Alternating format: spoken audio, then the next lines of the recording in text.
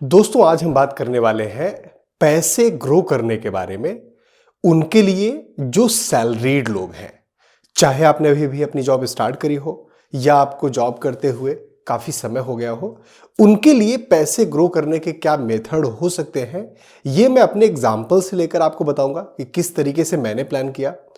क्या वो वजहें थी जो स्टार्टिंग के 5-7 साल मुझे बिल्कुल भी आइडिया नहीं था, उन सब चीजों के बारे में बात करेंगे, अपनी की हुई गलतियों के बारे में बात करेंगे।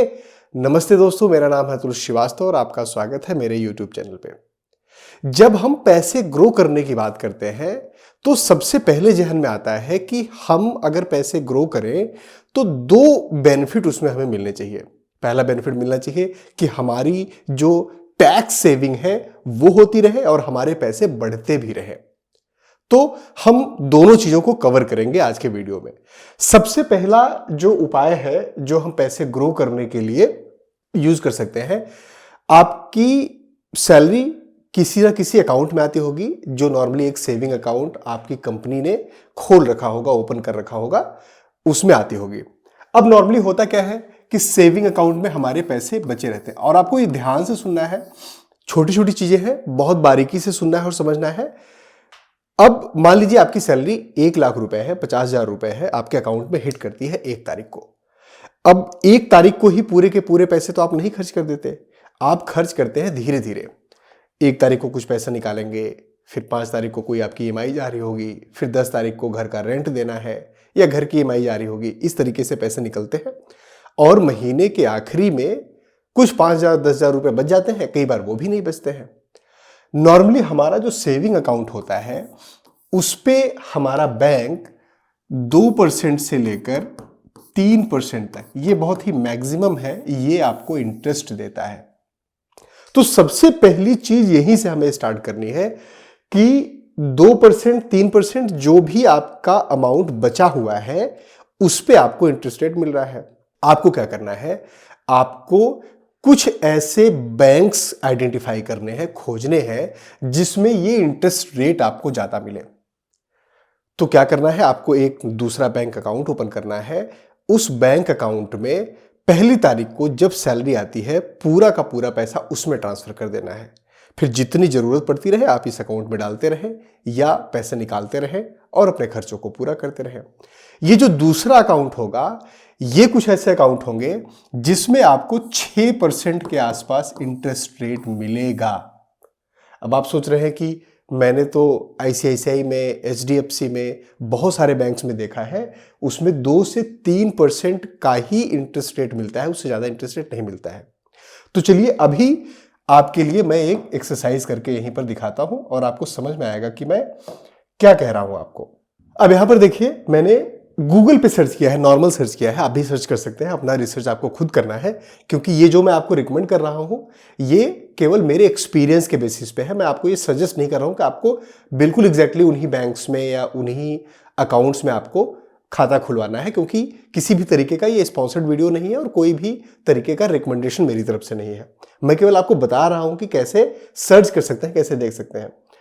अब यहां पर आप देखिए, एसबीआई आपको 2.7 से 3%, यूनियन बैंक, एचडीएफसी सारे आपको 3%, 2.5% के आसपास दे रहे हैं। अब चलिए हम इसमें कुछ ऐसे बैंक ओपन करते हैं जो ज्यादा इंटरेस्ट रेट देते हैं। अब यहां पर आप देखेंगे तो ये एक बैंक है, आईडीएफसी फर्स्ट बैंक।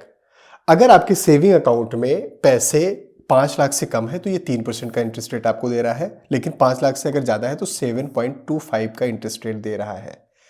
ऐसे बहुत सारे आपको बैंक मिल जाएंगे जो हायर इंटरेस्ट रेट देता है। तो आपका जो अभी करंट बैंक है उसमें आपको देखना है कि कितना इंटरेस्ट रेट मिल रहा है। फिर आप गूगल पे सर्च करेंगे, आपको बहुत सारे ऐसे बैंक्स मिलेंगे जो हायर इंटरेस्ट रेट देते हैं। वहां पर आपको पैसे डालने हैं, वहां पर आपको अपने सेविंग अकाउंट ओपन करना है और उसमें पैसे ट्रांसफर करना है। ध्यान देने वाली बात यह है कि जब भी आप बैंक्स देखें सेविंग अकाउंट के लिए, वो बैंक होने चाहिए। मतलब जब भी आप जितने भी देखेंगे उसके आखिरी में लास्ट में बैंक जरूर मेंशन होगा। जैसे IDFC first bank, HDFC bank, ICICI bank, बहुत सारे एनबीएफसीज होते हैं, नॉन बैंकिंग फाइनेंशियल कॉर्पोरेशंस होते हैं, जो सेविंग अकाउंट की फैसिलिटी देते हैं, लेकिन उसमें पैसे रखना मैं आपको रिकमेंड नहीं कर रहा हूं। मैं रिकमेंड कर रहा हूं कि आपको केवल और केवल जाना है एक बैंक में। तो पहली चीज तो ये हो गई कि हमें सबसे पहले ये देखना है कि हमें अपना सेविंग अकाउंट ट्रांसफर करना है और एक ऐसा सेविंग अकाउंट लेना है जिसमें 5% से 7% का इंटरेस्ट रेट आपको मिल सकता है। अब दूसरी चीज आते हैं कि म्यूचुअल फंड हमें करना चाहिए या एफडी करना चाहिए। बहुत सारे लोग एफडी करना प्रिफर करते हैं क्योंकि उन्हें लगता है कि मम्मी पापा ने बताया था कि अगर एफडी करोगे तो पैसे आपके सुरक्षित रहेंगे। एफडी पैसे को ग्रो करने का एक अच्छा इन्वेस्टमेंट टूल नहीं है, एक अच्छा मतलब इंस्ट्रूमेंट नहीं है। फिर भी अगर आपको एफडी करने का मन हो तो आपको क्या करना है, दो चीजें देखनी है। सबसे पहले आप जब कहीं भी एफडी करने जाएंगे तो आपको नॉर्मली एफडी पे जो महंगाई दर उस समय चल रही होती है मोटा मोटा उससे 1% ज्यादा आपको एफडी का इंटरेस्ट रेट मिलता है। जैसे आप एफडी करने जाएंगे तो आज के समय में 6 to 7% का इंटरेस्ट रेट आपको मिलेगा। ये मैं आज के डेट की बात बता रहा हूं, अभी की बात बता रहा हूं।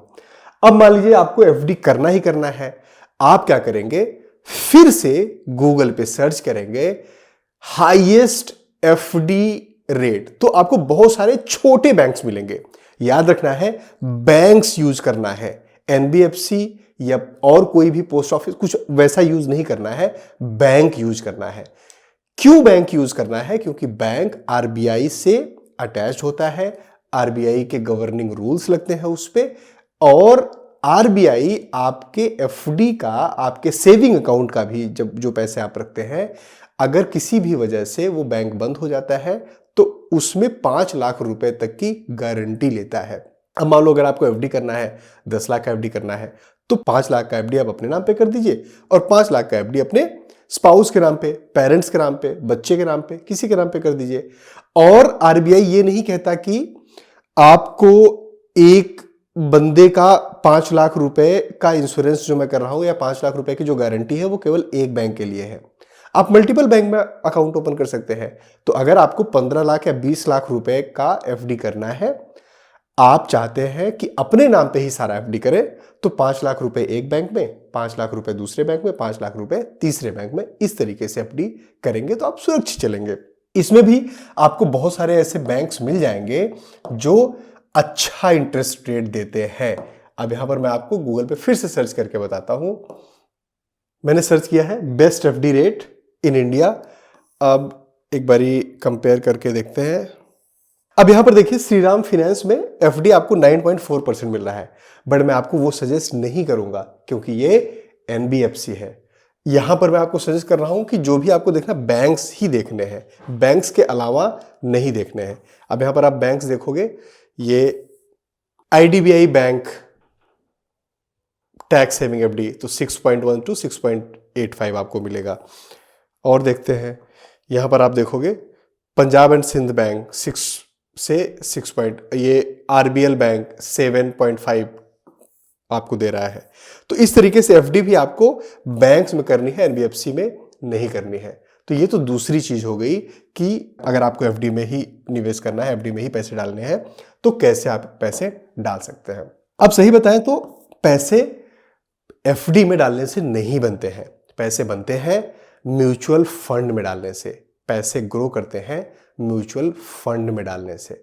आपको क्या करना है, सबसे पहले देखना है कि क्या आपका गोल है, कितने पैसे आपको डालने हैं म्यूचुअल फंड में, उसके हिसाब से आपको प्लानिंग करनी है।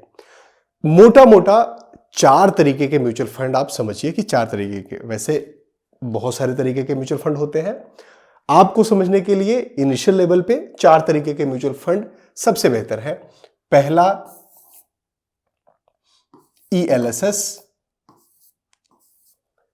दूसरा लार्ज कैप, तीसरा स्मॉल कैप, चौथा मिड कैप। अब क्या केवल ये 4 तरीके के म्यूचुअल फंड्स होते हैं? नहीं, म्यूचुअल फंड और भी होते हैं, इंडस्ट्री स्पेसिफिक होते हैं और अलग अलग एनर्जी के, इंफ्रा के, मिक्स्ड, हाइब्रिड, इक्विटी, डेब्ट, बहुत सारे तरीके के म्यूचुअल फंड होते हैं। आपको मैं समझाने के पर्पज से ये 4 तरीके बता रहा हूं, और इनिशियल लेवल पे हमारे लिए ये 4 बहुत एनफ होते हैं। अगर इनको हमने समझ लिया और हमने ढंग से इन्वेस्टमेंट स्टार्ट कर दिया तो हमारे लिए मोर देन एनफ है। सबसे पहला है ईएलएसएस। ईएलएसएस एक टैक्स सेविंग स्कीम होती है। ईएलएसएस एक टैक्स सेविंग स्कीम है, मतलब ऐसे म्यूचुअल फंड उसमें आप पैसे डालते हैं तो आपको 80C के तहत आपको टैक्स में बेनिफिट मिलता है। 80C क्या होता है? जब हम अपना इनकम टैक्स फाइल करते हैं, रिटर्न फाइल करते हैं, तो हमें 1.5 लाख रुपए गवर्नमेंट छूट देती है कि ये 1.5 लाख रुपए अगर आप सेविंग में डाल रहे हैं, ये ओल्ड टैक्स रिजिम के हिसाब से है, मतलब पुराने टैक्स सिस्टम के हिसाब से है, और पुराना टैक्स सिस्टम अभी भी चल रहा है। आप चाहें तो पुराना टैक्स सिस्टम ले सकते हैं, यूज कर सकते हैं। उसमें 80C में आपको 1.5 लाख रुपए का बेनिफिट मिलता है। अब वो 1.5 लाख रुपए अगर आपके पास कोई और चीज नहीं है जो आप 1.5 लाख रुपए में दिखा सकें, तो ईएलएसएस आप यूज कर सकते हैं। इसमें टैक्स बेनिफिट होता है। एक नेगेटिव चीज है कि इसका लॉक इन पीरियड 3 साल का होता है ज्यादातर ईएलएसएस में, which is okay. Tax benefit आप ले रहे हैं और आपका 20% 30% आप टैक्स बचा रहे हैं, तो जाहिर सी बात है आपको लॉक इन पीरियड लेना ही पड़ेगा। लार्ज कैप जो दूसरा होता है, ये भारत की जो टॉप कंपनीज है, बड़ी कंपनीज है, उसमें जब इन्वेस्टमेंट आप करते हैं तो लार्ज कैप में आप इन्वेस्टमेंट करते हैं। लार्ज कैप नॉर्मली 10% के आसपास आपको एनुअल रिटर्न देता है ऑन एन एवरेज। बहुत सारे ऐसे फंड्स हैं जो 10% से ज्यादा देते हैं, 12%, 14%, 15% भी देते हैं। कुछ ऐसे फंड्स हैं जिन्होंने 20% तक भी दिया है। मोटा मोटा on an average large cap आपको 10% का रिटर्न देगा। मिड कैप की अगर हम बात करें तो मिड कैप आपको मोटा मोटा 15% के आसपास रिटर्न देगा, और स्मॉल कैप की बात करें तो ये आपको करीब 20% या उससे ज्यादा भी रिटर्न दे सकता है। 50% तक का रिटर्न दिया हुआ है बहुत सारे स्मॉल कैप के म्यूचुअल फंड ने। लार्ज कैप मैंने बताया भारत की जो सबसे बड़ी कंपनीज हैं उसमें। मिड कैप जो टॉप 50 से लेकर 250 मतलब 250वें नंबर तक की जो कंपनीज है वो मिड कैप में आती हैं। स्मॉल कैप में उसके बाद जितनी भी कंपनीज हैं, करीब 7,500 के आसपास लिस्टेड कंपनीज हैं, तो 250 के बाद जितनी भी बाकी कंपनीज बचती हैं जो लिस्टेड है शेयर मार्केट में, वो स्मॉल कैप हम कहते हैं। अब आपको गोल क्या है, किस तरीके से इन्वेस्टमेंट करना है, किस में पैसे डालने हैं नहीं डालने हैं। अगर आपकी इनकम ठीक ठाक है और आपको लंबे समय में पैसे चाहिए, मार्केट क्या है ऊपर नीचे कर रहा होता है, मतलब जो शेयर मार्केट है, जो म्यूचुअल फंड का मार्केट है, नॉर्मली ऊपर नीचे जा रहा होता है। जो ऊपर नीचे जा रहा है तो जाहिर सी बात है आपको हमेशा एक जैसा रिटर्न नहीं मिलेगा। हो सकता है आप पैसे डाल रहे हैं उसमें तो 1 साल या 2 साल आपको बहुत मिनिमम या एवरेज रिटर्न मिले। अब आपको मिनिमम या एवरेज रिटर्न मिलेगा तो उस केस में आपको तुरंत अगर पैसे चाहिए होंगे, 2 साल में ही पैसे अगर आपको निकालने हैं, तो आपके लिए प्रॉब्लम है, क्योंकि पैसे बहुत ज्यादा बढ़े नहीं, हो सकता है घट भी जाए। तो ये जो स्मॉल कैप के फंड्स हैं ये बहुत ज्यादा वॉलेटाइल होते हैं, मतलब बहुत ज्यादा ऊपर नीचे कर रहे होते हैं। तो स्मॉल कैप में हमें पैसे लॉन्ग रन में ही डालने चाहिए। मतलब अगर आपको 10 साल या उससे ऊपर का आपका थॉट प्रोसेस है तो स्मॉल कैप में आप पैसे डालिए। मिड कैप में पैसे डालिए अगर आपका 5 साल के आसपास आपका गोल है या 5 साल से ज्यादा का गोल है। 5 साल से कम अगर आपका गोल है, उससे पहले आपको पैसे की जरूरत पड़ सकती है, निकालना है, तो लार्ज कैप आपके लिए बेहतर होता है। अब हम कौन से म्यूचुअल फंड में पैसे डालने, ये बहुत इंपॉर्टेंट है, उस पर बात करते हैं। अब उसको सर्च करने के लिए हमारे पास एक तरीका है, हम गूगल पे जाएंगे और ये सारी मैं आपको बेसिक रिसर्च करने का सिस्टम बता रहा हूं, मतलब ऐसा नहीं कोई रिकमेंडेशन नहीं है कि ये वाला म्यूचुअल फंड लेना है नहीं लेना है। आप खुद से करो, खुद से देखो, खुद से समझ में आएगा, और इसमें बहुत रॉकेट साइंस नहीं है, खुद से समझ में आएगा। खुद को गालियां दो किसी दूसरे को गालियां देने के बजाय। चलिए हम मनी कंट्रोल पे जाते हैं। मनी कंट्रोल बढ़िया वेबसाइट है। अगेन मनी कंट्रोल यूज करने के पर्पज से मैं बता रहा हूं, आप चाहो तो किसी दूसरे वेबसाइट से देख सकते हो। मनी कंट्रोल जब आप जाओगे तो बहुत सारा ऐड आपको दिखाई देगा, क्योंकि ये फ्री वर्जन हम यूज कर रहे हैं। तो हमने क्या किया, हम म्यूचुअल फंड में गए और टॉप रैंक फंड पे हमने देखा। अब ये हमारे पास निकल के आ गया। अब इसमें हम लोग ये देख रहे हैं कि कौन कौन से प्लान है। और अच्छा, जब ये इसमें आप देखोगे, जब भी कोई भी म्यूचुअल फंड आप चूज करोगे तो रेगुलर प्लान और डायरेक्ट प्लान, 2 तरीके के प्लान दिखेंगे। हमेशा हमें डायरेक्ट प्लान चूज करना है, क्योंकि हम खुद से रिसर्च करके बिना किसी के सलाह के हम अब इन्वेस्टमेंट कर रहे हैं। डायरेक्ट प्लान और रेगुलर प्लान में करीब 1% का आपको अंतर मिलेगा इनके परफॉर्मेंस में। रेगुलर प्लान में कमीशन जाता है, अब यहां पर कोई एजेंट है नहीं, तो ये जहां पर आप इन्वेस्टमेंट करोगे वो खुद ही 1% का कमीशन लगभग खा लेगा। तो डायरेक्ट प्लान हम चूज करेंगे। अब हमें देखना है, चलो 6 मंथ पे देखते हैं, 6 मंथ का परफॉर्मेंस, ईयर टू डेट का परफॉर्मेंस देखते हैं, ये है। ओके, हम रैंक विद इन कैटेगरी देखते हैं। अब रैंक विद इन कैटेगरी देखेंगे। अब यहां पर रैंक विद इन कैटेगरी आप देखोगे तो आपको ये दिखेगा कि कौन से ऐसे फंड्स हैं जो अपनी कैटेगरी में सबसे अच्छा परफॉर्म करने वाले हैं। अब एक फंड ये दिख रहा है, Invesco India mid cap fund, Invesco India mid cap fund direct plan. ये आप देखो एक वीक में थोड़ा सा स्लो रहा है, लेकिन इसके अलावा दूसरे नंबर पे, तीसरे नंबर पे, चौथे नंबर पे, तीसरे नंबर पे, ये फंड एक अच्छा फंड दिख रहा है। इसके अलावा कोई और फंड देखते हैं। ये एक फंड दिख रहा है जो हमेशा से एक नंबर पे, कौन सा फंड है? Motilal Oswal mid cap fund direct plan. Mid cap में अगर देखोगे तो Motilal Oswal mid cap fund, ये पिछले एक वीक में, एक महीने में, 3 महीने में आप देखोगे तो कंसिस्टेंटली एक नंबर पे रहा है। मतलब अपनी कैटेगरी में एक नंबर पे ये रहा है। अब देखो यहां पर गणित क्या होती है, जब आप किसी एजेंट के थ्रू या किसी से आप बात करके उससे आप कोई प्लान लेते हो, वो क्या दिखाता है कि सर ये देखो लार्ज कैप का मेरा फंड है, या मिड कैप का फंड है, या स्मॉल कैप का फंड है, ये 30% का रिटर्न दिया हुआ है, 35% का रिटर्न दिया हुआ है पिछले 1 साल में, 2 साल में, 3 साल में। भाई ठीक है, चलो मान गए 30% का रिटर्न दिया हुआ है, लेकिन उस कैटेगरी में बाकी फंड्स ने कितना रिटर्न दिया हुआ है। तो केवल आपको रिटर्न नहीं देखना है कि रिटर्न अच्छा होना चाहिए, साथ ही साथ ये भी देखना है उस कैटेगरी में फंड का परफॉर्मेंस कैसा रहा है। हो सकता है उस कैटेगरी में पिछले 3 साल में सारे फंड्स ने 30% से ज्यादा दिया हो, तो आपको केवल वो, जब तक आप ये कैटेगरी नहीं देखेंगे तब तक आपको समझ में नहीं आएगा कि क्या ये वैल्यूएबल है कि नहीं। तो मोतीलाल ओसवाल यहां पर मुझे अच्छा दिख रहा है। अगेन ये मेरा रिकमेंडेशन नहीं है, मैं केवल आपको सर्च करने का तरीका बता रहा हूं कि कैसे सर्च करेंगे। अब सेक्टर्स वगैरह वाले में देखते हैं। ओके, तो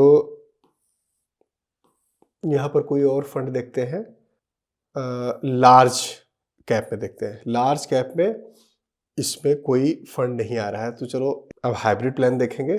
और यहां पर मैं 5 स्टार के साथ साथ 4 स्टार की रेटिंग भी सेलेक्ट कर लेता हूं, ताकि जो फंड्स अभी तक नहीं दिख रहे थे वो भी मुझे दिखने स्टार्ट हो जाए। ओके, तो 5 स्टार और 4 स्टार ये आपको दिखने लगे। यहां पर भी कोई फंड ऐसा नहीं दिख रहा है कि जिसको एक बार में ही देख के मुझे समझ में आ जाए कि बहुत बेहतरीन है। एक ये आर्बिट्रेज फंड में दिख रहा है, Kotak equity arbitrage fund direct plan. ये 3rd, 2nd, 1st, 2nd, 4th, 3rd, मतलब ये अच्छा इसका रिटर्न रहा है। तो एक ये प्लान मुझे ऐसा लग रहा है कि जो देखते ही मैं चूज कर सकता हूं। तो कितना रिटर्न दे रहा है ये इंपॉर्टेंट है, कितने समय से पॉजिटिव चल रहा है ये इंपॉर्टेंट है, साथ ही साथ ये भी इंपॉर्टेंट है कि वो अपनी कैटेगरी में किस नंबर पे परफॉर्म कर रहा है। अब मान लीजिए मैंने एक फंड पे पैसे लगाए और करीब साल भर तक उसमें मैं सिप करता जा रहा हूं, पैसे लगाता जा रहा हूं, पैसे हर महीने डालता जा रहा हूं। अब साल भर बाद पता चला कि उसकी परफॉर्मेंस खराब हो गई, तो उस समय मैं उसकी सिप या उसके SIP उसमें लगाना बंद कर दूंगा और दूसरे फंड में जो उस टाइम पे अच्छा परफॉर्म कर रहा है उसमें पैसे लगाना स्टार्ट कर दूंगा। तो ये तरीका होगा हमारा म्यूचुअल फंड देखने का या म्यूचुअल फंड सेलेक्ट करने का। दोस्तों, म्यूचुअल फंड के बाद बहुत सारे और भी इन्वेस्टमेंट के तरीके हैं, जैसे हमें गोल्ड में इन्वेस्टमेंट करना चाहिए, सिल्वर में करना चाहिए, कैसे करना चाहिए, और FD के कुछ और भी अल्टरनेट हो सकते हैं क्या। इसके अलावा अगर आप प्रॉपर्टी या किसी और चीज में इन्वेस्टमेंट करना चाहते हैं, उन सब चीजों के बारे में भी बात करेंगे अपने अगले वीडियो में। तब तक हमारे वीडियोस को देखते रहिए, अपना प्यार बनाए रखिए, अपना और अपनों का ख्याल रखिए। Thank you. जय हिंद।